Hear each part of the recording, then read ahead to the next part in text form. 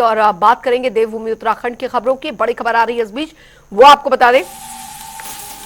बड़ी खबर, आज यूसीसी पर लग सकती है कैबिनेट की मोहर। ये इस वक्त की बड़ी खबर आपको बता दें। धामी कैबिनेट की अहम बैठक जारी, ये बड़ी जानकारी आ रही है आपको बता दें। सीएम धामी की अध्यक्षता में बैठक हो रही है और यूसीसी पर कैबिनेट बैठक में चर्चा जारी है। बड़ी खबर आपको बता रहे हैं, अन्य कई अहम प्रस्तावों पर भी मोहर लगनी संभव मानी जा रही है। तो यूसीसी पर कैबिनेट की आज मोहर लग सकती है। समिति की रिपोर्ट मुख्यमंत्री को सौंपे जाने के बाद धामी कैबिनेट की अहम बैठक जारी है। सीएम धामी की अध्यक्षता में यह बैठक हो रही है और जानकारी आपको दे दें कि यूसीसी पर कैबिनेट बैठक में चर्चा जारी है। ये बड़ी खबर आ रही है आपको बता दें, अन्य कई अहम प्रस्तावों पर भी लग सकती है मोहर। यूसीसी पर कैबिनेट की जो मोहर है वो यहां पर लग सकती है। ये इस वक्त की बड़ी खबर, बड़ी जानकारी आपको बता रहे हैं। तो बड़ी खबर, बड़ी जानकारी आपको बता दें, यूसीसी को लेकर पूरी तरीके से जो रास्ता है वो यहां पर साफ होता नजर आ रहा है। तो कैबिनेट की जो बैठक है वो यहां पर चल रही है। यूसीसी में क्या कुछ प्रावधान यहां पर किए गए हैं वो भी हम आपको पॉइंटर्स के जरिए यहां पर दिखा रहे हैं। और कुल मिलाकर एक बहुत बड़ा उदाहरण उत्तराखंड राज्य यूसीसी लागू होने पर यहां पर बन जाएगा पूरे देश में। तो बता दें आपको, ये बड़ी खबर, धामी कैबिनेट की अहम बैठक जारी है। जो जानकारी आ रही है आपको बता दें, सीएम धामी की अध्यक्षता में यह बैठक चल रही है। नवीन शुक्ला संवाददाता हमारे साथ सीधे इस खबर पर जुड़ गए हैं ज्यादा जानकारी के साथ। नवीन, अब ये मानकर चले कि यूसीसी को लेकर जो लगभग अंतिम चरण जो है वो यहाँ पर चल रहा है इसे लागू होने से पहले का। जी अंजलि, मुझे तो पता कर सकता है। तो आज धामी कैबिनेट की महत्वपूर्ण बैठक है। करीब 1 महीने बाद यह बैठक हो रही है और कहीं ना कहीं जो यूसीसी का जो ड्राफ्ट है उसे आज कैबिनेट के समक्ष रखा जा सकता है और उम्मीद ये भी जताई जा रही है कि इसे कैबिनेट की मंजूरी भी मिलेगी। इसके साथ ही तमाम सारे प्रस्ताव हैं, करीब 2 दर्जन प्रस्ताव है, इस पर मोहर लगने की संभावना है। सबसे बड़ी बात यह है कि क्योंकि दीपावली आ रही है तो कर्मचारियों को बोनस का लाभ भी मिल सकता है। इसके साथ ही तमाम जो उपनल कर्मचारी हैं उनको भी राहत की खबर आने की संभावना जताई जा रही है। विशेष रूप से क्योंकि यूसीसी को लेकर तमाम चर्चाएं चल रही थी और आखिर 2 साल के बाद यूसीसी का जो ड्राफ्ट है वो प्रदेश सरकार को सौंप दिया गया है और कहीं ना कहीं यह चर्चा भी चल रही है कि यूसीसी का जो ड्राफ्ट है उसे कैबिनेट में रखा जाएगा और इसके बाद कैबिनेट की मंजूरी के बाद उसे पास किया जाएगा। अभी बैठक शुरू हो चुकी है, तमाम जो आला अधिकारी हैं वो बैठक में पहुंच चुके हैं। साथ ही जो कैबिनेट मंत्री हैं वो भी बैठक में पहुंच रहे हैं और कहीं ना कहीं ये संभावना जताई जा रही है कि आज यूसीसी के जो प्रस्ताव है उस पर मोहर लगने की संभावना है। क्योंकि एक महत्वपूर्ण बैठक है, 1 महीने के बाद यह बैठक हो रही है तो इसमें कई अहम प्रस्ताव हैं। करीब 2 दर्जन ऐसे प्रस्ताव हैं जिसे लाने की संभावना जताई जा रही है। इसके साथ ही क्योंकि उत्तराखंड में अभी स्मार्ट मीटर लगाने की प्रक्रिया चल रही है, इस पर भी चर्चा हो सकती है। साथ ही तमाम ऐसे विषय हैं जिसपे जी। मोहर लगने की संभावना है क्योंकि मुख्यमंत्री पुष्कर सिंह धामी की अध्यक्षता में बैठक शुरू हो चुकी है। ठीक। 11 की तारीख में बैठक शुरू हो चुकी है और अब से कुछ देर बाद ही तमाम जो तस्वीरें हैं वो साफ होती हुई नजर आएंगी कि जो प्रस्ताव है उन पर मोहर लगी है। चलिए नवीन, आप बने रहिए, आप हमारे साथ महत्वपूर्ण जानकारी दे रहे हैं हमारी संवाददाता। और टाइमलाइन आपको बता रहे हैं यूसीसी नियमावली की। साल 2022 में उत्तराखंड यूसीसी समिति का गठन यहां पर किया गया। उसके बाद 6 फरवरी को विधानसभा में पर रखा गया ड्राफ्ट। 7 फरवरी को विधानसभा में ड्राफ्ट पारित हुआ। 10 फरवरी को rules making and implementation committee का गठन हुआ।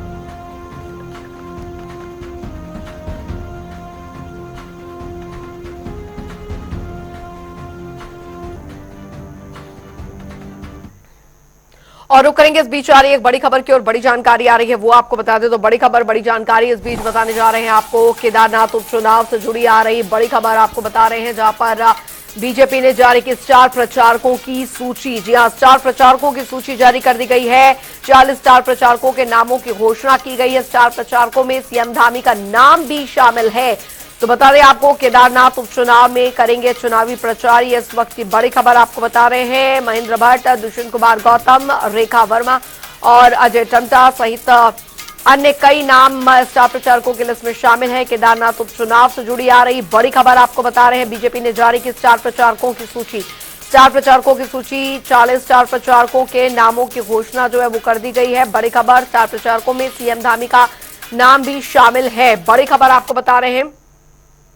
तो ये स्टार प्रचारकों की सूची, हम आपको ये लिस्ट भी दिखा रहे हैं जो कि बीजेपी की तरफ से जारी की गई है।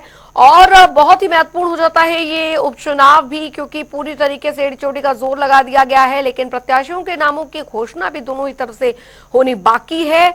और जानकारी आपको यहां पर दे दें कि साख का सवाल जो है वो यहां पर बना हुआ है दोनों ही पार्टियों के लिए, केदारनाथ का ये उपचुनाव। तो कुल मिलाकर देखा जाए केदारनाथ उपचुनाव को लेकर ये 40 स्टार प्रचारकों के नामों की घोषणा यहां पर की गई है, जो कि प्रचार प्रसार यहां पर की जाएगी। लेकिन उम्मीदवारी को लेकर अभी भी संशय यहां पर बना हुआ है और दोनों ही पार्टियों की तरफ से उम्मीदवारों के नामों की घोषणा जो है होनी बाकी है।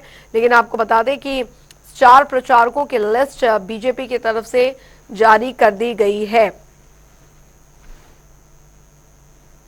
तो 40 स्टार प्रचारकों के नाम की घोषणा की गई है। स्टार प्रचारकों में सीएम धामी का भी नाम जो है वो शामिल है। आपको बता दें केदारनाथ उपचुनाव में चुनावी प्रचार करते नजर आएंगे मुख्यमंत्री भी। और केदारनाथ उपचुनाव को लेकर लगातार तैयारियां जो है वो यहाँ पर चल रही हैं। लगातार प्रचार अभियान चल रहा है। नवीन शुक्ला संवाददाता एक बार फिर हमारे साथ सीधे जुड़ गए हैं इस खबर पर ज्यादा जानकारी के साथ। नवीन, केदारनाथ उपचुनाव को लेकर बीजेपी की तरफ से स्टार प्रचारकों की लिस्ट जारी कर दी गई है, लेकिन उम्मीदवारों के नामों का क्या? अंजलि, निश्चित तौर पर अगर देखा जाए केदारनाथ उपचुनाव को लेकर तमाम जो तैयारियां हैं उसे अंतिम रूप देने का काम किया जा रहा है। चाहे सत्तारूढ़ बीजेपी की बात की जाए या विपक्ष में कांग्रेस की बात की जाए, अपनी अपनी जीत के दावे दोनों ही दल करते हुए नजर आ रहे हैं। और इसके साथ ही केदारनाथ उपचुनाव होना है, इसको लेकर तमाम जो तैयारियां हैं उसे अंतिम रूप देने का काम किया जा रहा है। बीजेपी की तरफ से जो 40 स्टार प्रचारक हैं उनकी जो सूची है देर रात जारी कर दी गई है। इसमें खुद मुख्यमंत्री पुष्कर सिंह धामी, प्रदेश अध्यक्ष महेंद्र भट्ट, दुष्यंत कुमार गौतम, ऐसे तमाम बड़े नेताओं के नाम है जो केदारनाथ चुनाव में प्रचार प्रसार करेंगे। कहीं ना कहीं अगर राजनीति समीकरण साधने की बात की जाए तो बीजेपी और कांग्रेस की तरफ से दोनों ही दल ये साफ तौर पर ये कह रहे हैं कि जो जीत होगी वो अपने अपने दलों की बात, जीत की बात जरूर कर रहे हैं। लेकिन अभी अगर बात की जाए तो प्रत्याशियों को लेकर संशय जरूर बरकरार है। ना कांग्रेस की तरफ से प्रत्याशियों की घोषणा की गई है, ना बीजेपी की तरफ से प्रत्याशियों की घोषणा की गई है। लेकिन सबसे बड़ी बात यह है कि जो दोनों ही दल हैं, जो दोनों दलों के नेता हैं, वहां लगातार अपनी कन्विंसिंग का करने का काम कर रहे हैं और अपने अपने जीत के दावे कर रहे हैं। सबसे बड़ी बात यह है कि बीजेपी ने अपने 40 स्टार प्रचारक मैदान में उतार दिए हैं। मुख्यमंत्री पुष्कर सिंह धामी वहां पर जनसभा करेंगे। साथ ही जो प्रदेश प्रभारी दुष्यंत कुमार गौतम है, प्रदेश अध्यक्ष महेंद्र भट्ट, रेखा वर्मा, ऐसे तमाम नाम हैं जो वहां चुनाव प्रचार प्रसार में लगेंगे। लेकिन सबसे बड़ी बात यह है कि जो प्रत्याशियों का चयन है उसे करने के लिए अभी जरूर थोड़ा समय जरूर लग रहा है। लेकिन कहीं ना कहीं आने वाले 1-2 दिन में प्रत्याशियों के नाम की भी घोषणा दोनों ही दल कर लेंगे। चलिए, बहुत बहुत शुक्रिया नवीन शुक्ला इस तमाम जानकारी के लिए। चलिए खबरों में आगे बढ़ेंगे। उधर आपको बता दें कि थूक जिहाद के मामलों को लेकर सरकार की ओर से ठोस कदम उठाए जा रहे हैं। दरअसल उत्तराखंड के डीजीपी अभिनव कुमार ने सभी रेस्टोरेंट और ढाबों में सीसीटीवी कैमरे लगाने और सत्यापन कराने के निर्देश दिए हैं। इस पर जानकारी देते हुए डीजीपी अभिनव कुमार ने कहा कि हमने पुलिस एक्ट और नई भारतीय न्याय संहिता के सुसंगत दरअसल प्रावधानों के अंतर्गत 8 बिंदुओं पर दिशा निर्देश जारी किए हैं, जिस पर कि लगातार मॉनिटरिंग की जाएगी। और साथ ही कहा कि इस तरह के बेहुदा काम करने वालों पर सख्त एक्शन लिया जाएगा।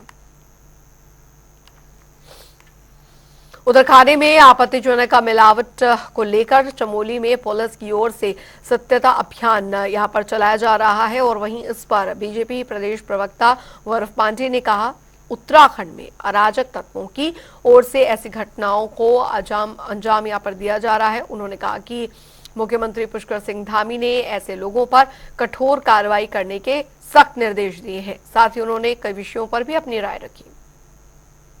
देखिए, देवभूमि उत्तराखंड में इस तरह के कृत्य बर्दाश्त नहीं किए जाएंगे। हमारी सरकार ने साफ बोला है कि सघन वेरिफिकेशन, और वेरिफिकेशन चालू भी हो गया हर जिलों में, कि जिस तरीके से ये रेडी पटरी वाले उधर आते हैं और आकर वहां की भोली भाली जनता को, महिलाओं को बहला फुसला कर ले जाने के तमाम ऐसे केसेस भी आपने देखे होंगे। उत्तराखंड की सरकार इस तरह का कृत्य बर्दाश्त नहीं करेगी। और अभी त्योहारों का सीजन भी है, अभी करवा चौथ गया है, दिवाली आने वाली है और हिंदुओं की मान्यता इन त्योहारों से बहुत जुड़ी हुई है। और अभी आपने थोड़े दिन पहले देखा होगा मसूरी में या हरिद्वार में या देहरादून में या हल्द्वानी में थूक लगाने वाली घटनाएं भी बहुत तेजी से पनपी हैं। इसके लिए भी हमारी सरकार ने साफ बोला है कि आपकी किचन्स में कैमरे लगने चाहिए और आपकी वेरिफिकेशन जरूर हो, ताकि जो हमारा प्रदेश टूरिज्म वाला प्रदेश है, सब लोगों के रोजगार हमारे टूरिज्म से जुड़े हुए हैं। इस तरीके की जो बदतमीजी ये लोग कर रहे हैं वो बदतमीजी ना हो और आने वाले पर्यटकों को भी, आने वाले लोगों को भी उत्तराखंड आने में किसी तरीके का डर ना लगे, जिसके लिए सरकार प्रयासरत है।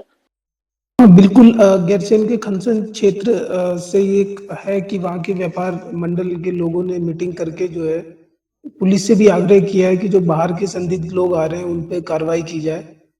तो इसमें मैं ये बताना चाहूंगा कि पूर्व में भी चमोली पुलिस लगातार बाहरी संदिग्ध व्यक्तियों के सत्यापन करके उन पर आवश्यक वैधानिक कार्रवाई कर रही है और आगे भी खनसर क्षेत्र और अन्य क्षेत्रों में भी जो बाहर से लोग आ रहे हैं उनका एक बार सत्यापन का हमारा अभियान है, उसमें लगातार उनके सत्यापन करके अगर कोई संदिग्ध आदमी है, अगर कोई असामाजिक तत्व है, उसके खिलाफ उसी हिसाब से वैधानिक कार्रवाई की जाएगी।